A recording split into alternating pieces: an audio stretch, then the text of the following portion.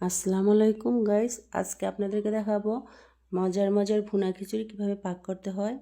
সরষের তেল দিয়েছি, এখন আমি ভালো করে গরম করে নিয়েছি। এর সাথে আমি এখন কিছু মশলা অ্যাড করব। এই মশলাগুলো তেলের মধ্যে একটু ভালো করে ভেজে নেব আর কি। ভালো করে ভাজার পর ভালো একটা ঘ্রাণ আসে। আমি মনে করি যে ভিডিওটা স্কিপ করে দেখবেন না, পুরোটা ভিডিও দেখতে থাকে। আমি কখন কোন মশলাটা অ্যাড করছি বা কিভাবে কি করছি দেখেন। আমি পেঁয়াজগুলো এখন ভেজে নেব একটু। পেঁয়াজগুলো দেওয়ার পর একটু বাদামি কালার হলে তারপরে এটা কিন্তু ওই মশলা দিতে হয়। পেঁয়াজ আর কাঁচামরিচ আমি একসাথে দিয়ে দিয়েছি। এখন আমি এটাকে ভেজে নেব। ভেজে নেওয়ার তবে সবচেয়ে বড় কথা হয়েছে যে আপনি মশলাটা কখন কোনটা অ্যাড করবেন এটাই আপনার লক্ষ্য রাখতে হবে। আর পাকটা হয়েছে নিজের কাছে। যেমন ভালো করে মশলাগুলো একটু কষাতে হয়। ভালো করে মশলাগুলো কষালে আমি মনে করি যে পাকটা ভালো লাগে। আমি এখন আদা রসুনগুলো দিয়ে দিলাম। একটু আদা রসুনগুলো দিয়ে পরিমাণ মতো দিতে হবে। আমি যতটুকু দরকার ততটুকুই দিলাম। আমি এখন আদা রসুনগুলো একটু তেলে ভেজে নেব।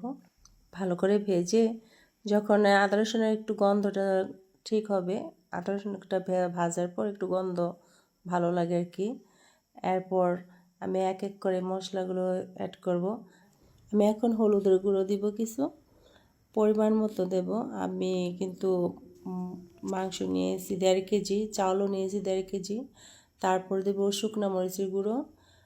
শুকনো মরিচ একটু ঝাল, আমরা কিন্তু একটু ঝাল খাই, আপনি যেরকম ঝাল খাবেন সেই রকমই দিতে চেষ্টা করবেন। এরপর আমি দিলাম যে জিরের গুঁড়ো। মশলাগুলো এখন আমি একটু তেলের মধ্যে একটু ভেজে নেব যাতে গন্ধটা ভালো আসে। এখন আমি কিছু পানি দিব যাতে মশলাটা পুড়ে না যায়। এরপর আমি এটাকে ভালো করে কষিয়ে নিয়েছি। এখন আমি মাংসগুলো কষানোর পর আমি মাংসগুলো দিয়ে দিব। মাংসগুলো দিয়ে ভালো করে কষাতে হয়। আমি এখন মাংসগুলো সবগুলো দিয়ে ভালো করে নেড়ে চেড়ে নেব। দেখেন আমি সবগুলো মাংস দিয়ে দিয়েছি। তবে একটা কথা কি, আপনি যে কোনো পাক করেন না, যেই তরকারি পাক করেন না কেন, আপনি কষানোর মধ্যে কিন্তু স্বাদটা অন্যরকম আসে। আপনি ভালো করে একটু কষাতে চেষ্টা করবেন, তাহলেই খাবারের স্বাদটা বেড়ে যায়। অল্প কষালে কিন্তু খাবারের স্বাদটা থাকে না। আমি এখন এভাবে মাংসগুলো নেড়ে চেড়ে লবণ দিয়ে দিলাম। এরপর এটা আমি লবণ দিয়ে একটু নাড়াচাড়া করে ঢেকে দেব। আমি চুলার জালটা কমিয়ে দিয়ে ঢেকে রেখে এরপর এটাকে ভালো করে কষাতে চেষ্টা করব যাতে ভালো করে সিদ্ধ হয়ে যায়। এরপর আমার মাংসটা যখন সিদ্ধ হয়ে আসছে, এখন আমি কিছু মশলা অ্যাড করব।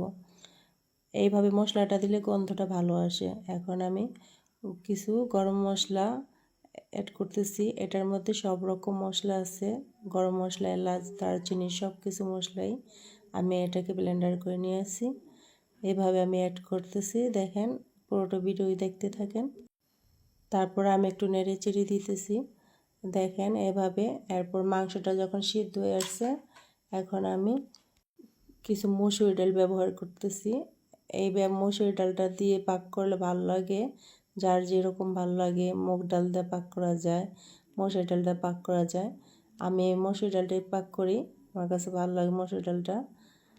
তবে অল্প একটু পানি ফুটিয়ে নেবেন, ফুটানো পানিটা দিলে মাংসটা ভালো থাকে। এভাবে কিন্তু মসুর ডালটা দেওয়ার পর একটু নাড়তে চাড়তে হয়, একটু ভালো করে নাড়তে হবে, না হয় নিচেতে লেগে যায়।